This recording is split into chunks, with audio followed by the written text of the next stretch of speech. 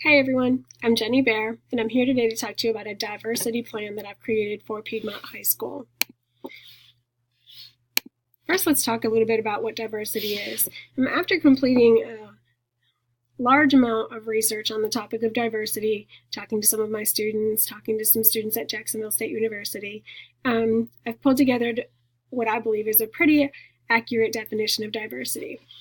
Throughout all my research, we've decided that diversity addresses race, gender, ethnicity, and geographic location. It's all walks of life from all corners of the world existing together. It's also accepting the differences of each individual and embracing them in an effort to become one community. Being different should be taken as a positive, not a dividing factor, and learning the customs of others' cultures should build stronger bonds. So let's talk a little bit about Piedmont High School. Piedmont High School is located in Piedmont, Alabama. It's located within Calhoun County. However, it is not a county school. We are a city school system. And we have an elementary school, we have a middle school, and we have a high school. And our population exists within a small rural town. Currently, our enrollment in the system in high school is approximately 320 students. Our average class size is 25, and our class periods last for 55 minutes. Our courses are taught for full credit. The majority of them are full credit. However, credits are awarded based on semester. Our school has a 62% population of students receiving free and reduced lunches. I think that's a pretty high amount, but we are in rural Alabama. We have an amazing child nutrition program. We offer our students breakfast, lunch, and dinner program. After school, the students are allowed to go to the cafeteria and get a hot meal, and they can take it home with them, eat it on the way, or they can stay and eat it there. That program is offered straight through the summer months, so our students are never without a hot meal. Piedmont is in the northeast part of the state, and Piedmont's population is approximately 5,000 residents.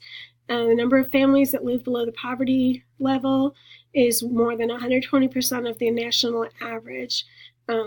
Piedmont used to be a thriving industrial textile community, and most of the textile companies have closed down, which has taken a lot of jobs away. So a lot of our residents are forced to look for employment in other areas of the county.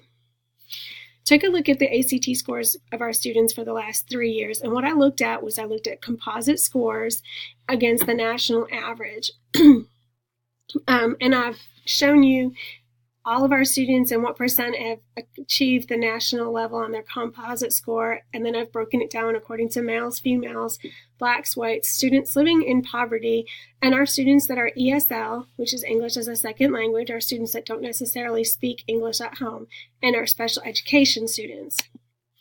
Based on that information, I believe that Piedmont's diversity plan should address our students that are living in poverty, our minority students, and that would include our ELA and special ed students.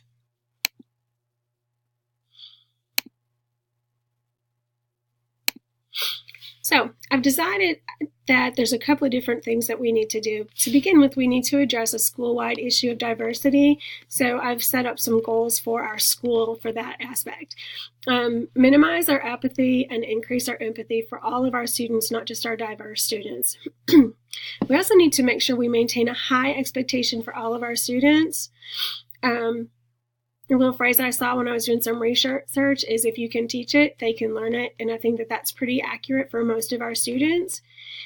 We also need to continue utilizing engaging and meaningful instruction to help our diverse learners increase their academic performance and to help them make them feel like they fit in better.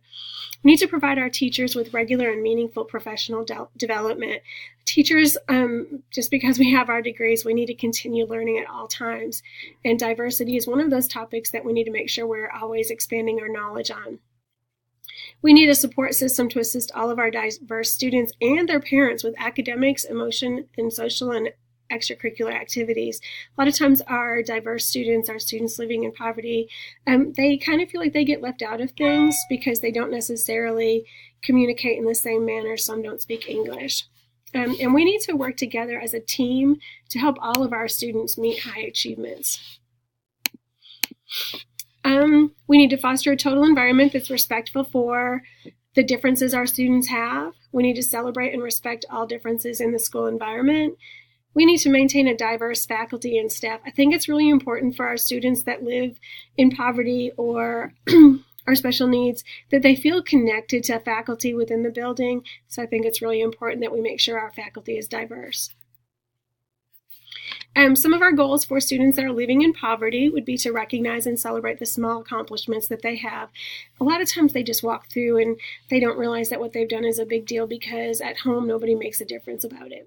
So we need to make sure we do that. We need to recognize the successes they have and stress their positive choices. A lot of times our students that are functioning at a lower academic level, they feel like they're only called out when they do something wrong. So it's important that we make sure that they know that they're doing something great as well. And we need to strengthen our student and teacher relationships. And I think my school does that, but I always think there's room for improvement. And we need to make sure that our diverse students and their schedules are mixed in with our students that are not as diverse so that they're getting and learning from each other. We need to teach the difference between choices and destiny. Sometimes students feel that because their parents were on welfare and their grandparents were on welfare that they're just destined to be on welfare, or they're destined to fail, or everybody in my family has always dropped out of school, so that's what I'm going to end up doing. We need to teach them the difference, that they have a choice in that. We need to teach them about the rules of middle class because a lot of times they don't have those rules taught to them at home. And we need to teach them formal registry language. There's a difference in the way that you communicate when you're in school and the way that you communicate when you're home with your parents, and they need to learn the differences. Our goals for special needs students: teach classroom rules so students understand the guidelines. Just because they're special needs students does not mean that they cannot learn and that they cannot understand guidelines that are provided for them. We need to teach so that the students know that we care about them and who they are. They're not just another face in the crowd. Teachers will structure their teaching to acknowledge the different perspectives of our students. We will affirm and reinforce the efforts to increase motivation for our students. We need to make sure our students have academic and social goals that they need to succeed. We need to recognize and emphasize and build off of our students' strengths. Every student that walks through our door has strengths. And we need to provide them the opportunities to participate in real-life scenarios to prepare for post-secondary life. That meaning that we need to make sure they have the skills necessary to go out and get a job and support themselves and live on their own if possible. Goals for our ESL students, a little more difficult because they don't necessarily speak English. And that makes it difficult for teachers that our only language is English to communicate with them. So we need to provide students with classroom instruction and activity on their level to ensure that they progress in learning the English language. We need to also show and document growth in learning. They need to be able to see that they're making progress as well as any other student. We need to schedule weekly one-on-one instruction with an ESL specialist, and we need to provide faculty and peer mentors for our ESL students. They need to make sure they have somebody they feel connected to. I have some ideas for celebrating diversity. We could sponsor a diversity awareness day where we could allow our students to decorate the school according to their cultures. I think that's a great way for students to learn about other students' cultures. We can provide prizes for students that create different artwork that go along with our diversity theme. During our diversity awareness, we could allow students to play music on the loudspeaker that goes along with their culture, and that would be a nice thing for them to be able to do. We have students create vision statements for Appreciate Diversity Month. We can provide students an opportunity to work and brainstorm ideas with their classmates that are from different diverse groups than they are, and that could help us to build a pretty solid diversity plan. The Media Center can create a list of books that are available that address different issues in diversity and encourage our students to read those books. And we can have students create lists of words from their culture that are commonly used and have those be words of the day.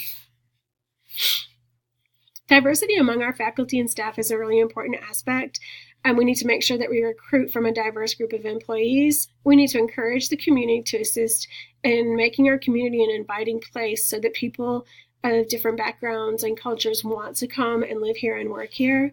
And we need to ensure that the current hiring process is conducive to hiring a diverse staff. It's so important to have a staff that is able to communicate on different levels with different individuals. And we need to research methods to diversify our staff, including internship policy possibilities. So that's it. I hope that you enjoyed the information I've provided you, and thank you.